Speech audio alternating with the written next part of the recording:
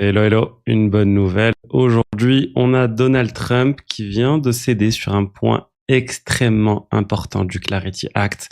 Cette loi, cette réglementation aux États-Unis, crypto, très favorable aux crypto-monnaies qui devrait être bientôt validée. Je vous explique tout ça dans un instant. On va aussi parler de stratégie. Stratégie qui continue de ne pas acheter de BTC, mais de diluer les actionnaires. On va parler de Bitmain aussi, l'équivalent de stratégie qui a ralenti aussi ses achats d'Ether. On va parler de minage, on va parler aussi de piratage. Bref, plein de choses à vous dire. Bonjour à tous et bienvenue sur Crypto Flash, la chaîne de l'actualité crypto au niveau du cours des crypto-monnaies. BTC 66 000 $, plus 3%. Ethereum 1934 $, plus 3,5%. Ça, c'est une bonne nouvelle qu'on est aujourd'hui, donc je vais vous en parler tout de suite. Juste avant, je vous rappelle, il y a 25 € offerts sur Bitvavo, l'exchange crypto partner de la chaîne. Vous avez dans la description, le lien pour en profiter. Exchange européen, il y a près de 400 crypto-monnaies, il y a du staking, il y a plein de choses disponibles. Si ça vous intéresse, n'hésitez pas à vous inscrire. Et on va commencer avec, regardez, Donald Trump. Donald Trump vient d'accepter quelque chose qu'il avait refusé jusqu'à maintenant, qui est une nouvelle disposition dans le Clarity Act, ce projet de loi qui vient réglementer, clarifier qui s'occupe des crypto-monnaies aux États-Unis, vraiment, qui va donner un cadre réglementaire aux cryptos comme le Genius Act a donné un cadre réglementaire aux stablecoins aux États-Unis. Le Clarity Act, ça va être similaire pour les crypto-monnaies. Mais il y avait un point de blocage historique qui était celui du rendement sur les stablecoins, mais ça, le point de blocage a déjà sauté. Il y a eu un accord qui a eu lieu entre les sociétés crypto et les banques. Et le dernier point de blocage, c'était le point associé à l'éthique. En fait, une sorte d'interdiction dans le projet de loi au président, au vice-président, aux membres du gouvernement de profiter des crypto-monnaies d'une certaine manière et pour éviter les conflits d'intérêts.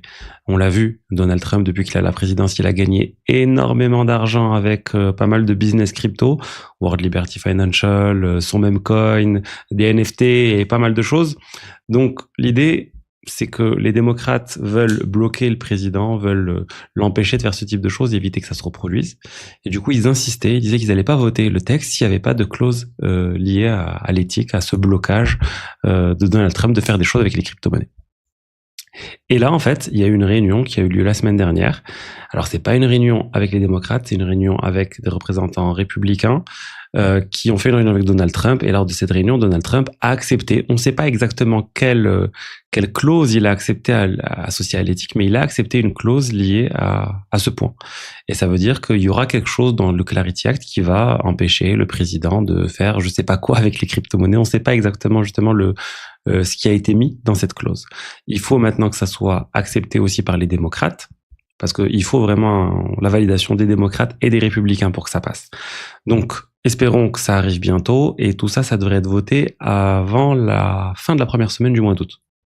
Donc, on le saura très bientôt. Si ça arrive pas avant la fin de la première semaine du mois d'août, ça arrivera pas avant je ne sais pas combien de temps. Donc vraiment, c'est ça l'échéance. Au cours des prochains jours, on va avoir beaucoup de news sur le sujet. Je pense du coup là quand même que c'est une étape majeure qui vient de passer. Le pourcentage de chances que le Clarity Act passe en 2026 n'est que de 42%. Donc le marché ne croit pas encore que ça va passer totalement, mais on a quand même une hausse. On était à 32%, on est passé à 42%. Donc bon, il y a encore des choses qui doivent arriver. Encore une fois, c'est juste une étape. Je pense que ça pourrait permettre de débloquer tout ça. Il faut maintenant un accord au niveau des démocrates. C'est pas fait. Ça peut prendre encore un peu de temps, mais je vous tiendrai au courant. Mais c'est vraiment quelque chose d'important qui vient de se passer. Donald Trump n'avait pas le choix parce que s'il acceptait pas, ça allait jamais être voté. Donc voilà pour ce sujet. Je pense que c'est ce qui participe en partie à tout ça, à cette légère hausse des crypto-monnaies aujourd'hui, parce qu'on va pas trop s'emballer. On est à peine sur du 3%. On a eu pas mal de baisses ces derniers temps pour faire 3% aujourd'hui. Ensuite, stratégie. Stratégie vient de lever encore de l'argent, 225 millions de dollars en vendant de l'action MSTR, donc en diluant d'une certaine manière les actionnaires, mais pas pour acheter du BTC. Encore une fois, ils ont juste gardé des dollars, ils ont augmenté leur réserve de dollars pour rassurer le marché, pour rassurer qu'ils sont en mesure de payer les intérêts associés à leurs divers produits, tels que le STRC. Désormais, ils ont un peu moins de 2 ans, 1,8 ans de dividendes disponibles en cash pour payer les dividendes du STRC. Ça suffit pas encore à faire passer le STRC à $100, mais ça vient rassurer le marché d'une certaine manière. Malheureusement, pas d'achat de BTC. Donc le Bitcoin per share diminue encore suite à ce type de vente d'actions qui n'est pas associé à un achat de Bitcoin. On a aussi l'équivalent de stratégie Bitmain. Ils viennent d'acheter en fait 86 millions de dollars d'actions Bitmain, mais ils ont acheté que très peu d'Ether. Ils ont acheté que 7430 Ether, donc 14 millions de dollars. Donc c'est vraiment pas énorme. Ils ont ralenti, mais de toute façon, eux, disons que leur objectif était de 5% de tous les Ethers. Ils sont déjà à 4,8%. Du coup, il leur reste 0,2%. Les 0,2%, ils vont y arriver. Il n'y a plus de doute sur le fait qu'ils vont y arriver. Regardez, juste grâce aux Ethers qu'ils ont stakés, ils ont près de 10 milliards d'Ethers et ils vont staker la totalité, hein, la majorité. Donc juste avec les 10 milliards d'Ethers, 10 milliards de dollars d'Ethers qui sont stakés, en générant du 2% de rendement par an, ils vont atteindre les 200 millions de dollars et ils vont dépasser du coup les 0,2% qu'il leur reste. Donc il n'y a pas de doute en fait que les 5% vont être atteints et là ils sont en train de se focaliser sur autre chose qui est augmenter la valeur de l'action Bitmain qui elle a plus de mal en fait tout simplement. Ne prend pas, elle est assez basse. De toute façon, Bitmain ils ont perdu beaucoup d'argent, faut savoir, hein. En achetant de l'Ether, leur prix de revient d'Ether il est bien plus important. J'avais vu la dernière fois c'était autour de 3000, donc ils sont vraiment bien en deçà du prix de revient moyen. Faut que je vois, mais en tout cas le chiffre exact, mais c'est clairement bien au-dessus de 2000 dollars. Donc clairement ils sont pas au top maintenant. Ils essayent au moins qu'il soit pas un MNAV négatif, au moins repasser à un niveau assez acceptable pour l'action Bitmain. Ensuite, hier je vous ai parlé du tweet de Shamat qui parlait des mineurs de Bitcoin qui avaient du mal et qui étaient concurrencés par l'IA. Et ben ça continue cette vague de mineurs de Bitcoin qui continuent et qui vont vers l'IA. On a Hut8 et Iren qui ont tous les deux signé des contrats immenses de plusieurs milliards de dollars. Hut8, regardez, leur action a pris 17% lundi après l'annonce d'un contrat d'une valeur de près de 10 milliards de dollars sur 15 ans. Je sais pas si vous vous rendez compte, l'IA, ça permet de faire des deals comme ça sur 15 ans à un niveau assez énorme. Pareil, Iren, ils avaient aussi annoncé un contrat pour 2,8 milliards de dollars sur plusieurs années pour l'IA. Donc vraiment des revenus énormes et de la concurrence pour le BTC qui est certes pas nouvelle, ça a commencé depuis un certain temps. Il y avait CoreWeave pour moi, c'était une société qui faisait du minage d'Ether il y a très longtemps et ils ont basculé complètement full IA. Bon, après, il y avait plus de minage sur l'Ether depuis The Merge. Mais vous voyez, l'idée, c'est que c'est pas nouveau, ça continue. Et il y en a qui ont fait un pivot qui a vraiment très, très bien fonctionné. Et d'autres sociétés de minage crypto profitent un peu de tout ça. Cyphermanning, TeraWulf, CoinShares, etc. sont en hausse suite à ces diverses annonces.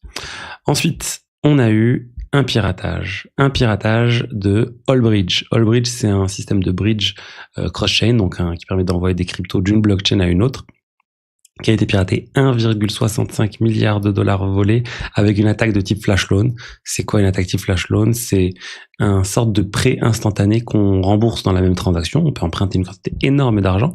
Donc le hacker a fait un prêt de millions de dollars. Il a ensuite, même pas juste 1,12 million de dollars, il a fait un prêt d'1 million de dollars. Il a fait énormément de transactions pour manipuler le prix des pools qui servait d'oracle, on va dire, au bridge.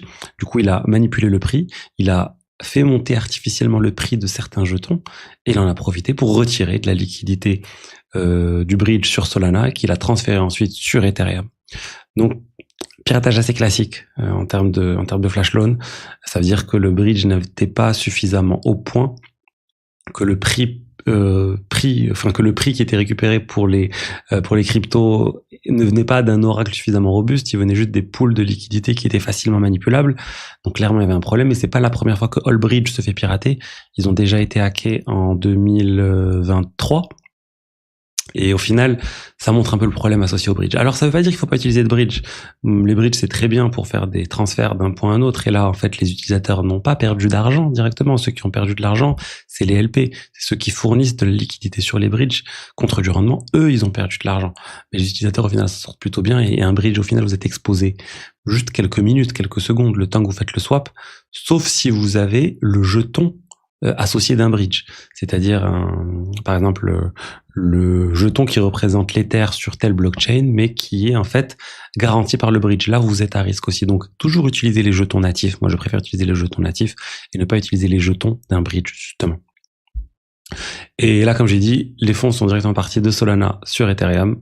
Et ensuite, on va sûrement perdre la trace de ces fonds. $1 million, c'est sûrement pas la Corée du Nord ou autre. Ça a l'air d'être un hacker spécialisé de la DeFi qui a fait ce type de choses. La Corée du Nord, il cible des cibles bien plus importantes. Et souvent, c'est pas des vulnérabilités comme ça. On est plus sur des choses liées à la sécurité des clés privées, etc. Il y a beaucoup plus à gagner que $1 million. Donc voilà ce que je voulais vous dire aujourd'hui. J'espère que le contenu vous a plu. N'hésitez pas à liker, commenter, vous abonner. Et je vous dis à demain pour la suite. Allez, au revoir, ciao, ciao.